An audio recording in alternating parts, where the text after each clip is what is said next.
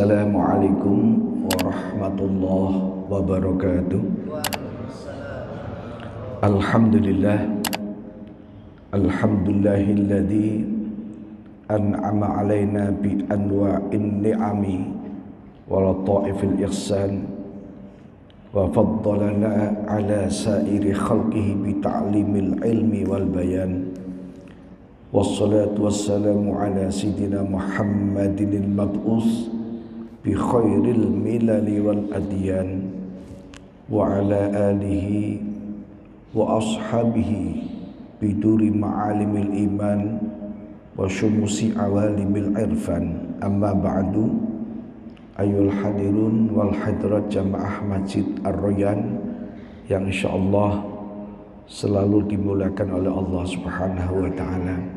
Alhamdulillah wa syukurillah, pada subuh pagi hari ini kita masih diberikan Allah kesehatan sehingga kita bisa bersilaturahim, bertatap muka dalam rangka ta'lim setelah habis subuh, setelah jamaah subuh. Semoga langkah-langkah kita dari rumah menuju masjid dicatat oleh Allah sebagai amal-amal soleh.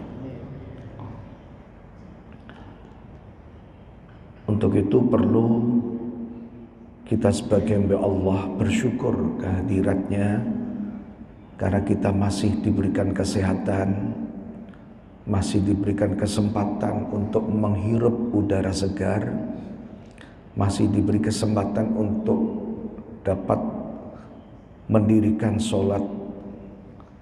Semoga Allah memberikan nikmat-nikmatnya kepada kita semua. Salawat teriring salam semoga kita selalu sampaikan kepada junjungan kita,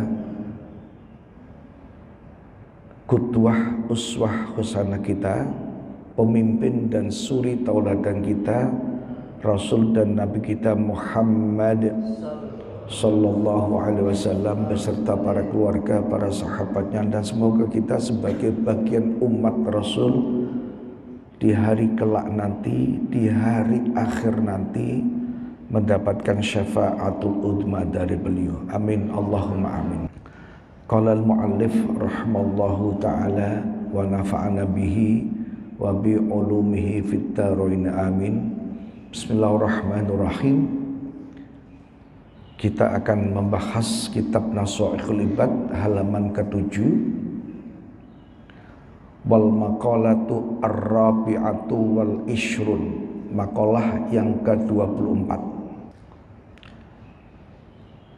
Qala Nabi sallallahu alaihi wasallam, telah bersabda siapa Nabi Muhammad sallallahu alaihi wasallam, aslu jami'il khataya hubbud dunya. Aslu jamil khotaya utawi sumber atau pokok dari semua kesalahan. Jadi sumber ini, induknya dari semua kesalahan, hubbud dunya, yaitu orang yang cinta dunia. Jadi kesalahan-kesalahan manusia, kesalahan-kesalahan kita ini induknya adalah karena apa? Hubbud dunya. Karena kita cinta kepada dunia. Wahya mazata anil hajati. Maksudnya apa hubbud dunya? Yaitu dia menginginkan sesuatu melebihi dari apa yang diperlukan. Buktinya mana? Kalau sumber dari kesalahan itu hubbud dunya, buktinya orang-orang korupsi itu tidak ada yang miskin, Pak. Orang yang mengambil duit rakyat, orang yang dipenjara, ditangkap KPK, terus masuk penjara sesuai dengan kesalahannya, rata-rata orang kaya semua. Ini penyakit. Hubbud dunya itu penyakit. Hubbud dunya ini, mohon maaf ini, kadang-kadang timbul dari ibunya, dari wanitanya. Pembisik ulung.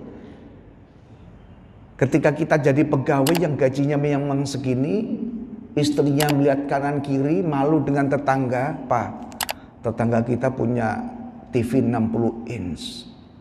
Masa TV kita ke 21 inch, malu dong. Nanti kalau teman-teman mama datang gimana nanti? Pas arisan bareng-bareng, lihat TV-nya cuma 21 inch. Kayak apa nanti? Pembisik ulung ini. Keberhasilan seorang laki-laki juga ada peran andil dari seorang istri. Akhirnya yang laki-laki kan berpikir, Pak, wah, caranya gimana membeli TV 460 inch. Itu hubutunya, Pak. Kalau orang sudah punya penyakit hubutunya, ya nggak tahulah dunia ini kayak apa nanti. Kalau hubutunya berinfak males, apalagi berzakat. Bahkan kadang-kadang meledek, mencerca, menghina orang-orang yang tidak punya kemampuan. Itu orang yang punya penyakit apa? Hubutunya. Meskipun di dalam hadis yang lain, ketika Allah memberikan wahyu kepada Nabi Musa bin Imran di dalam kitab Taurat, di dalam kitab Taurat itu juga ada, Pak, ada ungkapan inna ummahatil khotoya salasun. Katanya induk dari kesalahan semua manusia itu adalah ada 3. Kalau di sini hubutunya, karena hubutunya itu bisa menyebabkan cabang-cabang penyakit yang lain, Pak. Bisa al-kibru, bisa menjadi penyakit apa? Sombong, karena hubutunya tadi. Bisa mengakibatkan penyakit al-hasadu, iri dengki, al-hasad wal ghal. Terus bisa menyebabkan hasad al-khirsu, orang yang tomak, orang yang rakus terhadap dunia tadi. Karena hubutunya mengakibatkan atau menyebabkan orang itu punya penyakit kerakus. Makanya tadi saya bilang, orang yang korupsi di Indonesia ini tidak ada yang miskin, semuanya orang kaya, semuanya orang punya jabatan dan sudah punya kecukupan dalam hal hidup maupun menghadapi kehidupan di dunia ini. Tapi karena penyakit hubutunya tadi menimbulkan al-khirsu, rakus terhadap sesuatu, rakus terhadap jabatan. Jadi ketika Allah memberikan wahyu kepada Nabi Musa di dalam kitab Taurat itu, inna ummahatil khotoya salas. Jadi induk sumber dari semua kesalahan itu ada 3. Di dalam hadis Rasulullah dianggap hanya 1, hubutunya. Karena hubutunya ini bisa menimbulkan berbagai macam penyakit-penyakit yang lain. Tuh, Pak. Maka ini kita harus hati-hati nih. Loh, ini Ustadz Suyantno misalnya ditawari, udah nggak usah ke masjid, ngapain ngurus masjid? Udah ngurus tempatku ini jadi apa? Jadi gigolo. Nanti tak gaji 1 bulan 40 juta udah. Ngapain kamu di masjid nggak digaji? Paling-paling kamu dapat gaji berapa sih? Kalau dia hubutunya akan ditinggal masjidnya, Pak. Ngurusin gigolo. Karena apa? Gajinya 40 juta per bulan. Gitu. Kalau punya penyakit dunia itu begitu, Pak. Nah, makanya di sini sumber dari segala kesalahan adalah hubut dunya, yaitu melebihi keinginannya, itu melebihi apa yang dihajatkan. Kalau dalam ilmu ekonomi, kalau basic need itu sebetulnya sudah banyak cukup, Pak, Indonesia ini. Basic need itu sandang, pangan, papan. Hampir rata-rata cukup. Meskipun masih ada pemulung, masih ada macam-macam lah. Tapi banyak yang cukup, Pak. Yang tidak cukup adalah want, keinginan. Ingin punya istri satu, ingin dua, gitu kan? Sudah punya mobil satu, ingin dua. Punya perusahaan satu, ingin dua. Punya perumahan satu, ingin setiap tanah dibebasin. Dengan cara apapun. Itu termasuk penyakit hubud dunia gitu. Nah, kemudian wa aslu jami'il fitani, dan sumber dari segala fitnah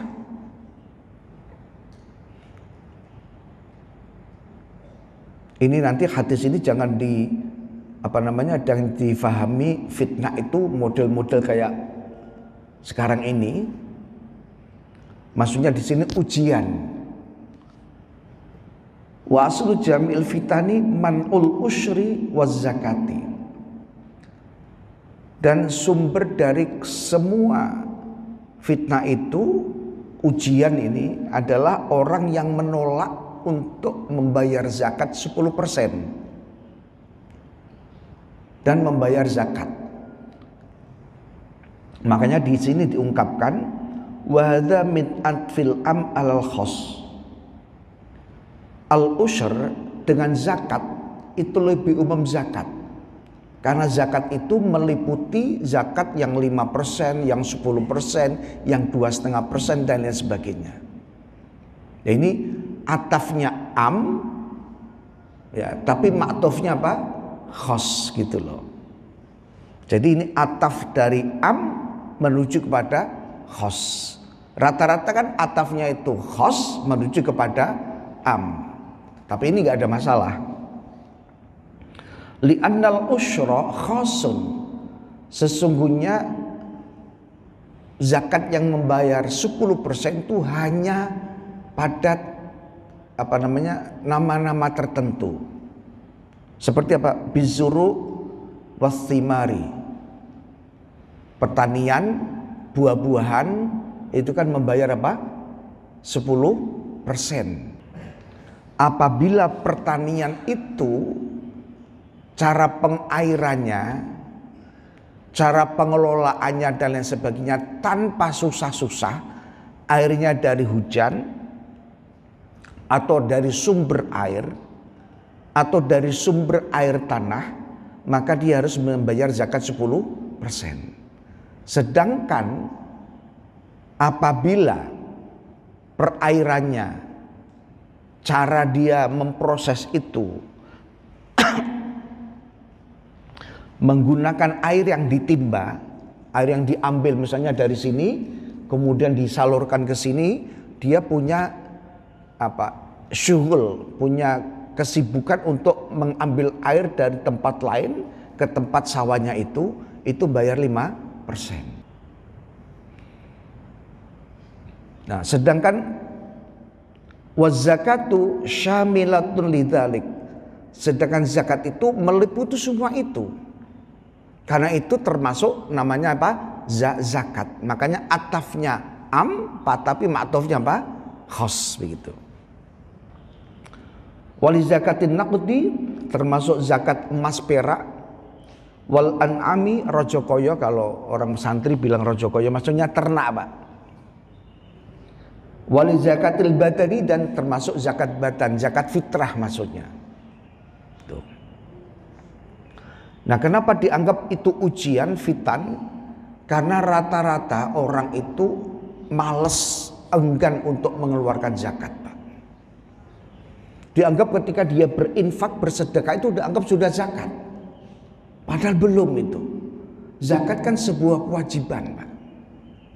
Ini ujian. Semua ujian itu larinya ke situ. Dalam konteks apa? Agar ia tidak punya ego. Ketika harta dari Allah, rezeki dari Allah ketika ia kumpulkan, kemudian dia dia simpan sendiri untuk keluarganya tanpa mempraktekkan wa mimma razaqnahum yunfikun. Itu dianggap pokok dari ujian, semua ujian terhadap diri manusia itu. Padahal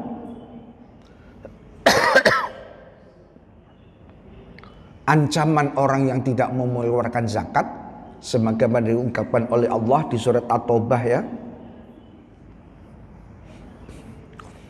ayat ke-34 dan ayat ke-35, digambarkan oleh Allah orang yang mau menyimpan emas, menyimpan perak, kemudian dia tidak mau menginfakkan di jalan Allah, yaitu maksudnya zakat, maka ia akan diberikan oleh Allah azabun alimun, bi'adzabin alim, akan diberikan siksa yang sangat pedih. Berupa apa siksanya itu? Emas perak yang ia miliki akan dipanaskan oleh Allah ketika mendidih, baru ditaruh di di jabah, kemudian di punggungnya. Ini loh harta yang engkau miliki di dunia, tapi engkau tidak pernah mengeluarkan zakat. Berat ini Pak. Kalau di dunia sih enak, masih bisa nyekap zakat kita, harta kita. Tapi nanti kalau di akhirat ini ancaman Allah Subhanahu wa Ta'ala. Dan bahkan digambarkan di dalam sebuah hadis, ini muttafaqun alaih dari Abu Hurairah, siapa orang yang telah berikan harta oleh Allah, man atahullahu malan falam yu'addihi zakatahu, siapa orang yang telah diberikan Allah harta benda dan dia tidak mau mengeluarkan zakatnya, maka benda-benda yang ia simpan itu dijadikan oleh Allah sebagai ular ya, yang berbisa, dan ular ini akhirnya melilit badannya sampai lehernya, kemudian orang itu didirikan ana kanzun, ana malikun, ana maluka. Saya ini adalah kanzun, itu apa? Perbendaraan. Ana maluka, saya ini adalah harta bendamu. Sebab ini masih banyak Pak yang belum mengeluarkan zakat dengan sebenar-benarnya. Kadang-kadang hitungannya pada nggak tahu Pak. Coba zakat ini dikeluarkan dengan baik, kemudian dikelola dengan baik, insya Allah orang Indonesia ini nggak ada yang miskin Pak. Insya Allah Pak. Minimal basic need, kebutuhan dasarnya itu bisa terpenuhi. Ini hanya masalah zakat. Kalau masalah pengelola zakat, ada pengelola yang korupsi, kebangetan bener tuh. Kalau perlu ditembak bunuh aja itu. Sama dengan pegawai pajak dari rakyat, PPN sekarang 10 menjadi berapa? 11% mulai April kemarin. Tahu tuh dikorupsi. Kita gimana? Jengkel nggak Pak? Duit dari rakyat seharusnya dikembalikan kepada rakyat dalam bentuk pembangunan atau fasilitas umum. Ternyata gayus itu model gayus banyak sekali. Kita kan jengkel Pak. Padahal kalau di Cina model kayak itu langsung ditembakin Pak. Iya kan, kalau di Cina udah. Untuk apa? Efek jera terhadap orang-orang yang akan berbuat semacam itu. Kalau dalam bahasa hadis itu bisa disebut al-muharib. Al-muharib itu orang yang menentang Allah dan Rasul dalam bentuk apa? Dia merampas harta orang, bahkan sampai membunuh orang yang punya harta tersebut. Itu muharib. Itu dalam surat Al-Maidah dan hadis Muslim, itu bisa dipotong tangannya, tangan kanan dengan kaki kiri, tangan kiri dengan kaki kanan. Boleh dibunuh juga. Cuma Allah memberikan jalan keluar, au yunfau minal ard.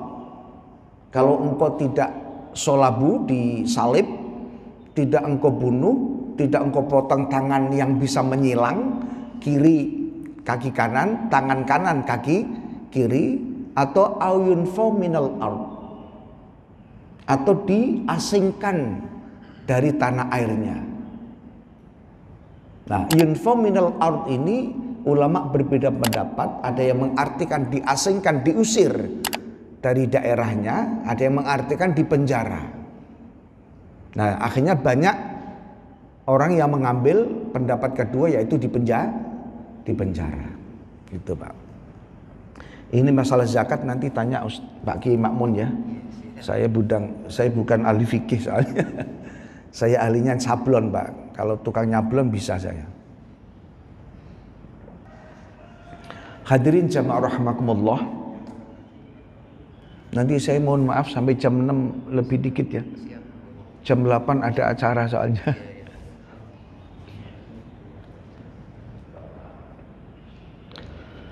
Kemudian wal maqalatu al-khamisatu wal ishrun. Sekarang makalah ke 25, tadi kan ke 24. Kila diucapkan al-mukirru, orang yang mengaku bitaksir dengan kekurangan dirinya. Mengaku dalam konteks apa? Kekurangan dalam konteks apa?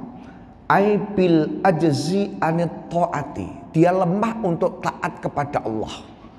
Ini orang merasa dirinya taatnya kepada Allah itu belum gitu loh. Akhirnya orang ini merasa kurang terus.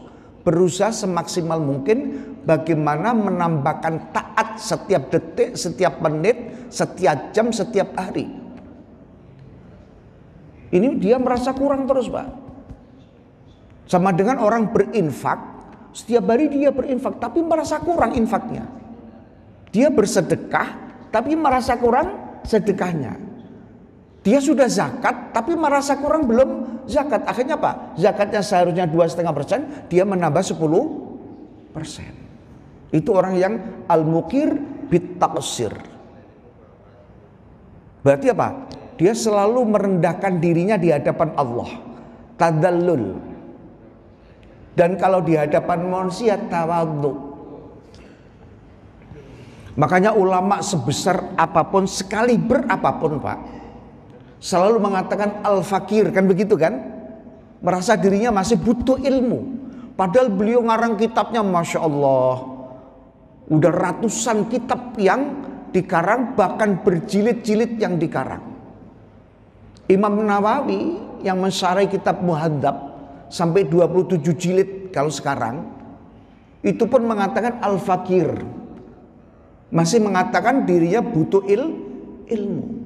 Tapi orang sekarang, Pak, baru hafal hadis 5 ayat, kira-kira 10 ayat, bisa baca terjemahan, itu merasa amalnya paling baik, paling taat kepada Allah. Bahkan berani menyalahkan orang lain kalau orang lain amalnya tidak diterima oleh Allah, seolah-olah amal dia diterima oleh. Ini sekarang udah zaman fitnah begini nih, Pak. Ujian maksudnya. Naudzubillah min dalik, Masya Allah. Maka model orang yang begini ini, kata Rasulullah, siapa yang manhamida nafsahu ala amalin salihin qad dhalla syukruhu wa habita amaluhu. Siapa orang yang memuji dirinya tentang amal-amal solehnya lebih baik daripada orang yang lain, amal-amal solehnya bisa membawanya masuk surganya Allah, maka orang yang semacam ini akan disesatkan syukurnya oleh Allah dan akan dihapus semua amal-amalnya. Makanya kita jangan sampai ngomongin, kamu gak pernah ke masjid, gak pernah jamaah, nih gua nih jamaah terus nih.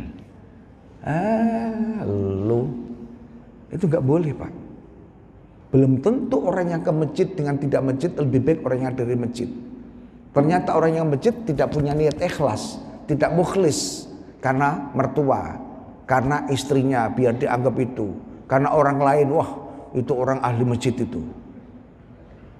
Yang tahu itu kan Allah. Yang tahu hati kita, niat kita di dalam adalah Allah. Orang lain nggak tahu, Pak.